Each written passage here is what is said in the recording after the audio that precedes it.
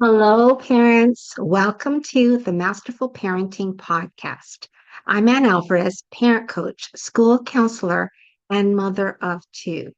Do you sometimes struggle with your parenting role? Do you notice that sometimes you're repeating patterns that you learned in your own childhood? Maybe you are carrying childhood pain that has not been healed, and you notice that it is showing up in your parenting with your own children. Perhaps you yell or get frustrated easily. Maybe you are directing them or telling them what to do all the time, and you notice that your actions are affecting your relationship with your children. Well, parents, I totally understand this. I came from childhood pain and I learned how to be a relational parent with my children. And I can teach this to you as well. This podcast is all about learning how to heal the childhood pain that we are carrying so that we can foster healthy relationships with our kids. Join us every week for a new show, and we will dive into the healing and the fostering of healthy relationships with our children. Hello, parents. Welcome to the Masterful Parenting Podcast. I am so excited because we have a special guest. Her name is Michelle Mintz. She is the early development expert, and she has a background in speech language pathology for over 25 years. She specializes in working with children from birth to age 5. Welcome, Michelle. Hi, thank you. I'm so happy to be here today. Oh, so happy to have you here. Okay, we're going to start out with some questions for parents, okay? So why is the age range of 0 to 5 years of age so important in brain development? That's a great question.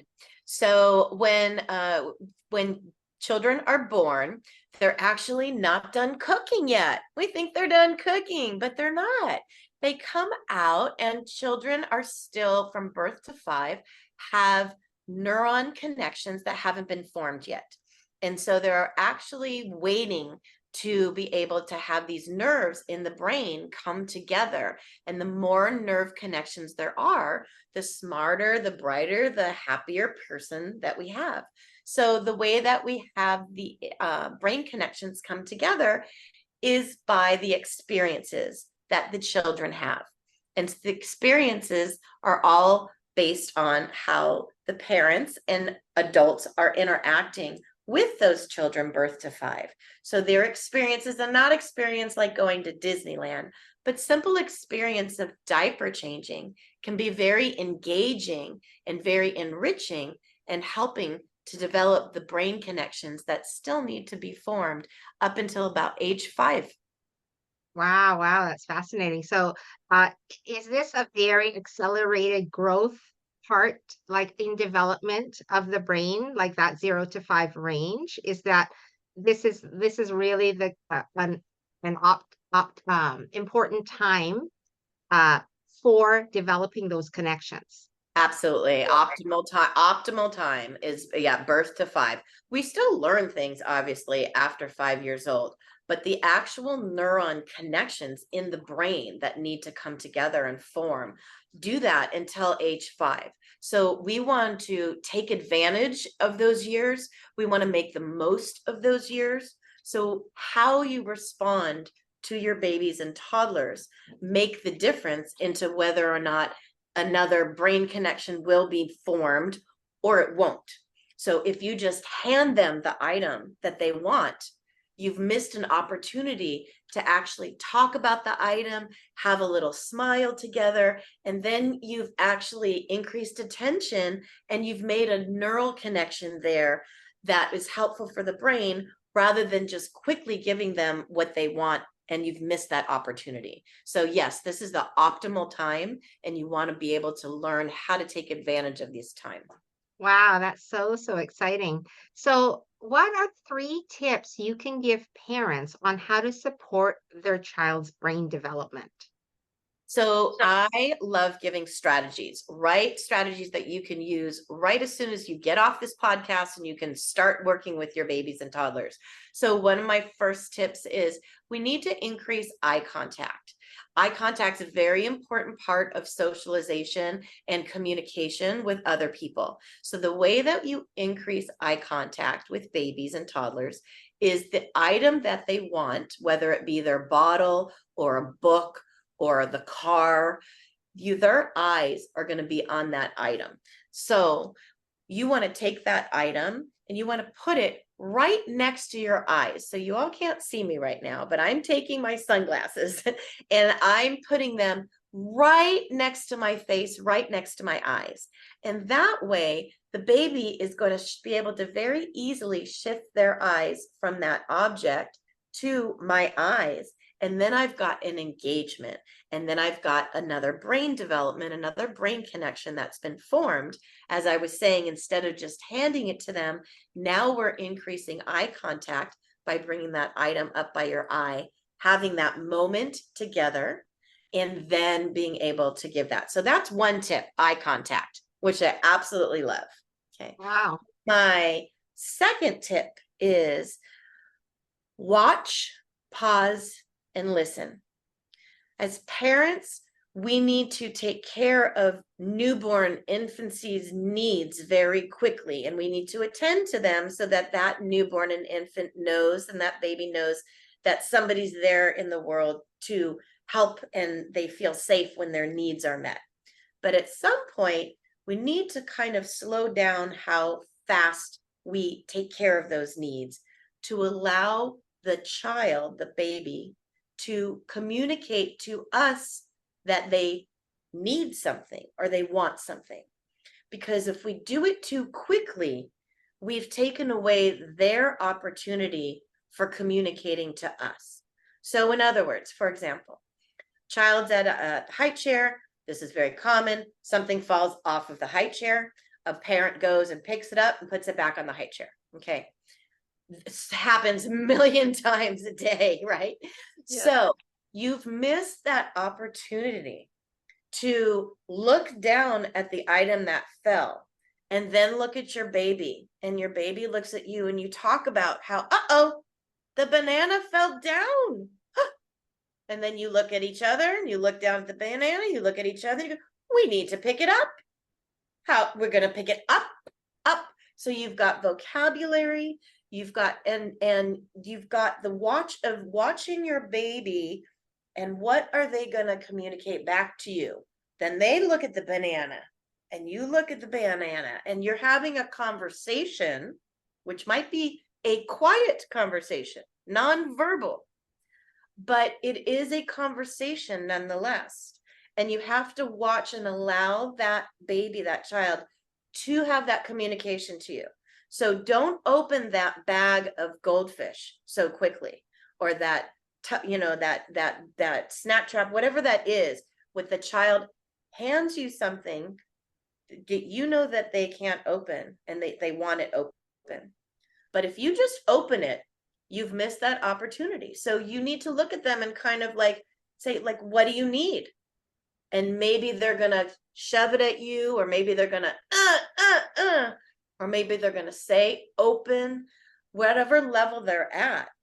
We want to allow them that opportunity to have that communication.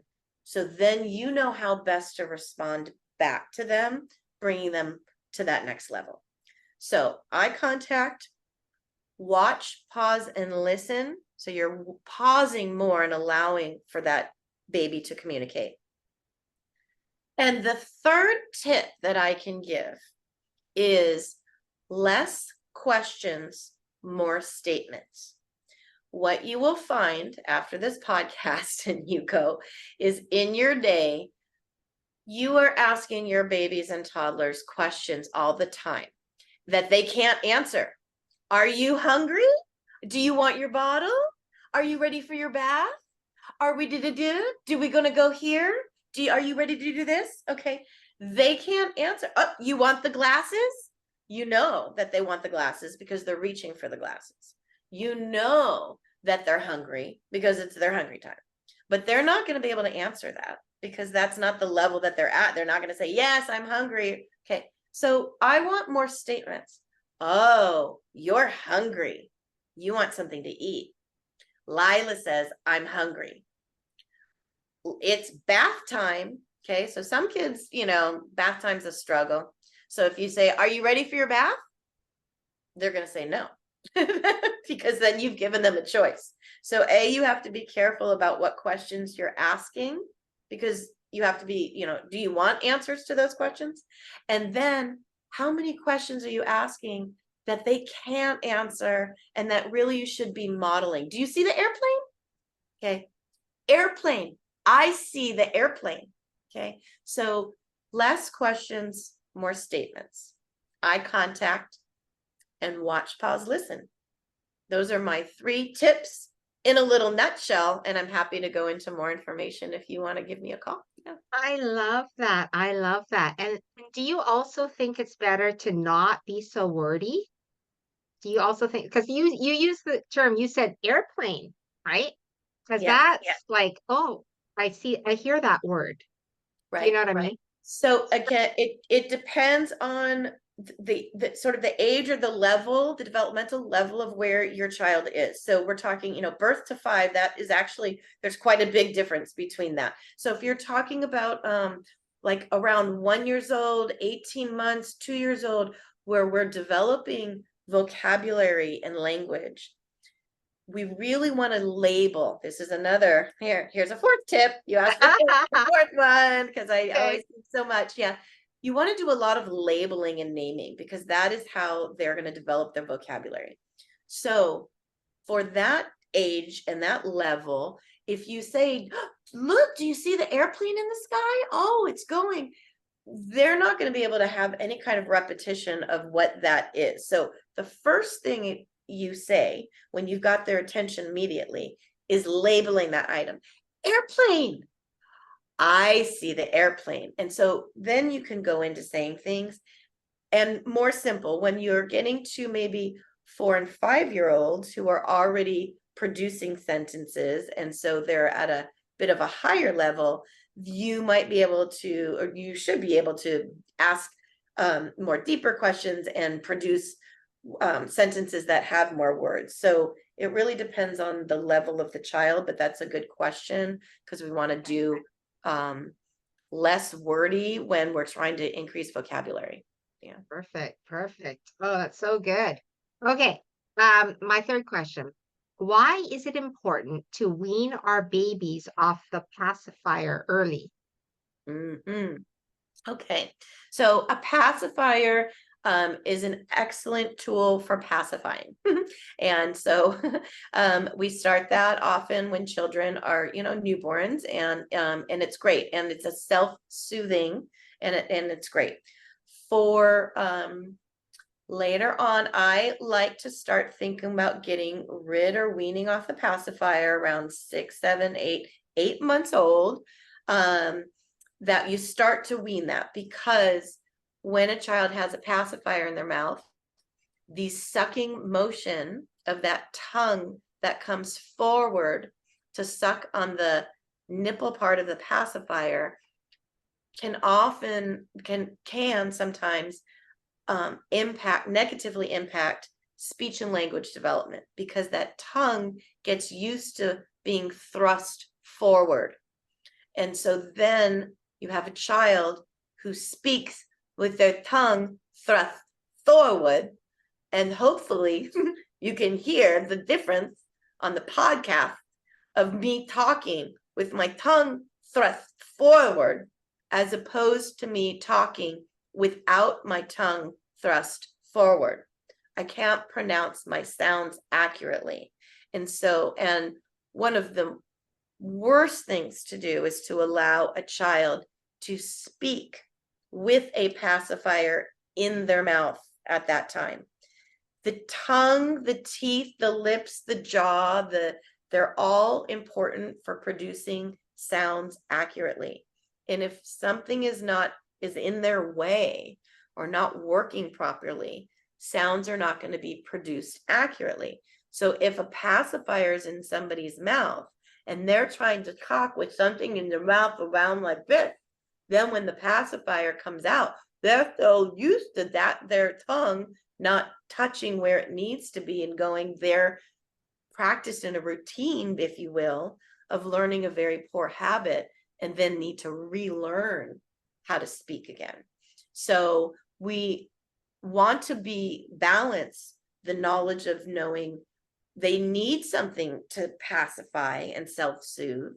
So we need that mental, emotional piece that we want to be aware of and not just say, okay, you don't need this anymore and take it away. So we have to be aware of that, but we also want to be thinking of either a replacement or what we can do so that we wean it off.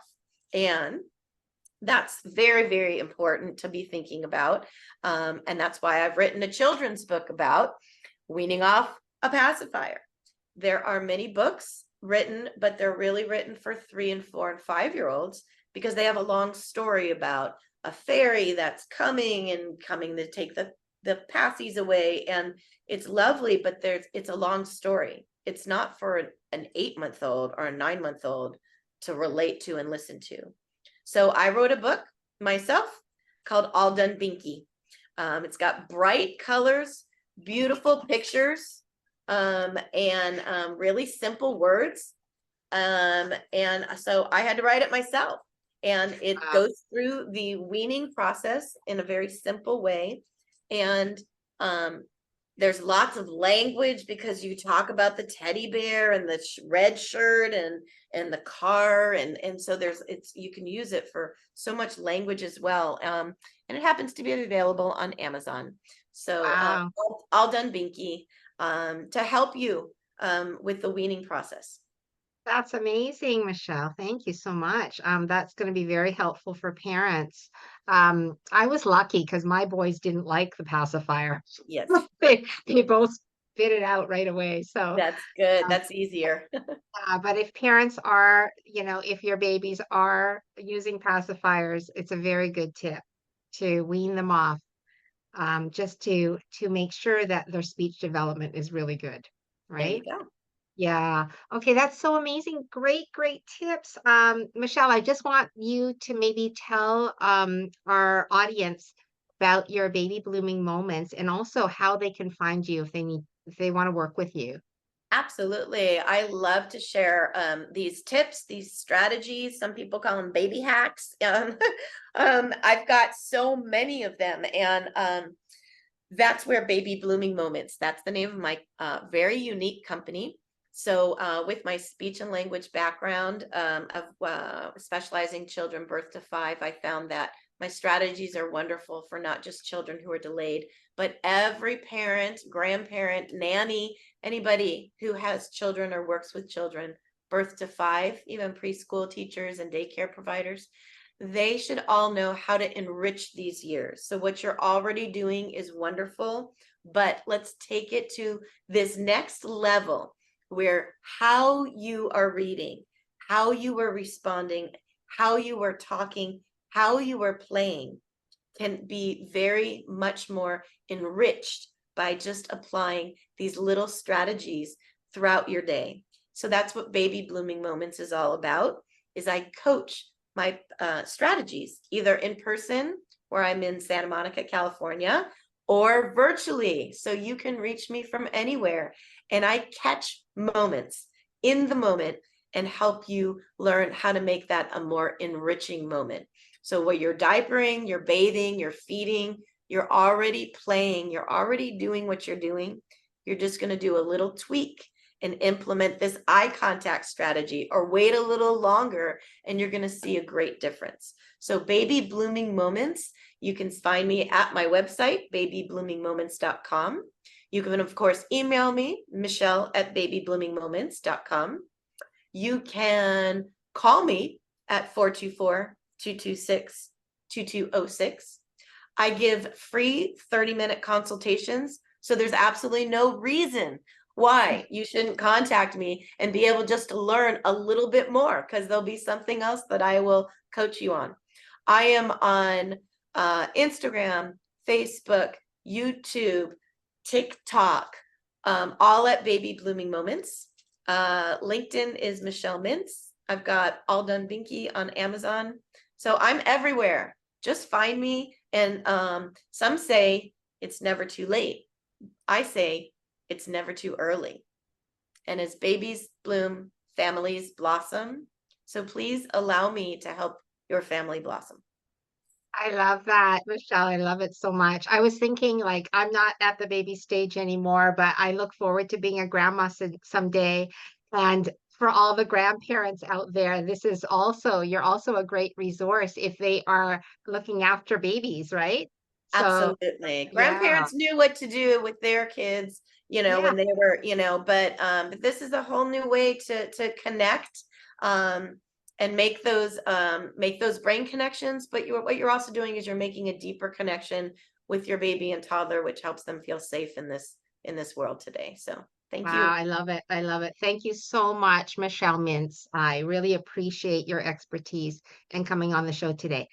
So before we go, I just want to thank you, parents, for joining. And I want to give you, I always like to do the takeaways. Okay. So the takeaways of the show today are those of you with babies 0 to 5, increase your eye contact. Okay. That's the first thing. Second tip was to watch, pause, and listen. Don't rush because it's an opportunity to connect with your kid and have communication and develop the brain that's so important.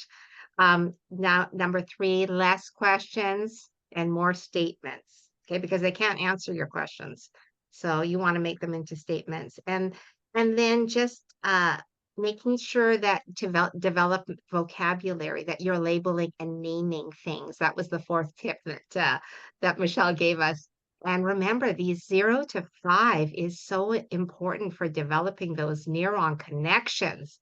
And so we want to implement these tips that Michelle's given us today. So thank you again, Michelle. Really appreciate you joining us today. And thank you, parents. You know, I love you, and I'm so excited to see you for the next episode. All right, take care. I hope this helps. Thank you, parents, for joining the show today. I hope it was valuable and that you have some useful tools to use with your children. If this show blessed you or changed you in any way, I would appreciate a review on my podcast, or subscribe to my YouTube channel, or perhaps you could even recommend our masterful parenting to your family and friends. Thank you so much, parents.